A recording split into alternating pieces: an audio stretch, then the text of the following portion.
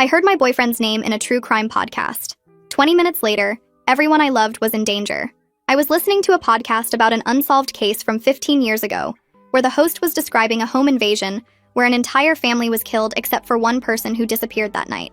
The only survivor was a teenage boy named Ethan Crawford who fled the scene and was never found, the host said.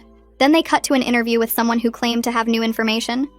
I actually think I saw him about 2 years ago.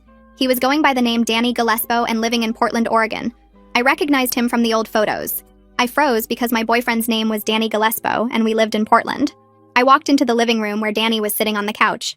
Babe, someone on this podcast just said they saw the missing person using your exact name in Portland. I thought he'd laugh about what a weird coincidence it was, but instead all the color drained from his face. We need to leave right now, he said, standing up. He was already grabbing his keys and wallet. Pack a bag with only essentials, we have maybe 20 minutes before they get here. My heart started racing because his voice was completely different. Danny, you're scaring me. What's going on? He grabbed my shoulders. My real name is Ethan Crawford, and I was at that house 15 years ago when my family was killed. I've been hiding ever since, and if that podcast just broadcast my current name and location, the people who did it are going to find me. I felt like the floor disappeared.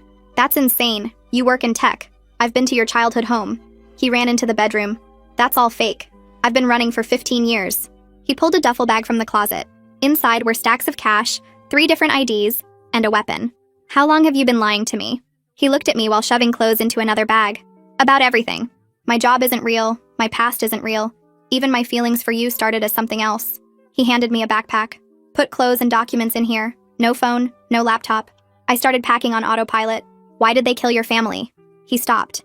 My father was going to testify. They killed everyone to send a message.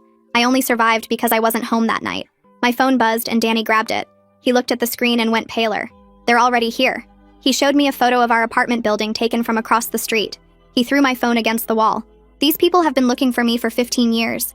The second that woman said my name and this city, they probably had people mobilizing. He pulled a second weapon from under the mattress. Do you know how to use this? I shook my head. Then stay behind me, and if I tell you to run, you run. We went to the front door and he looked through the peephole, then pulled back. There's someone in the hallway. My entire body went cold. Is there another way out? He shook his head. Fire escape ends in an alley where they'll be waiting. There was a knock. Danny Gillespie, we just want to talk. Danny pushed me toward the bathroom. Get in the tub and stay down no matter what you hear.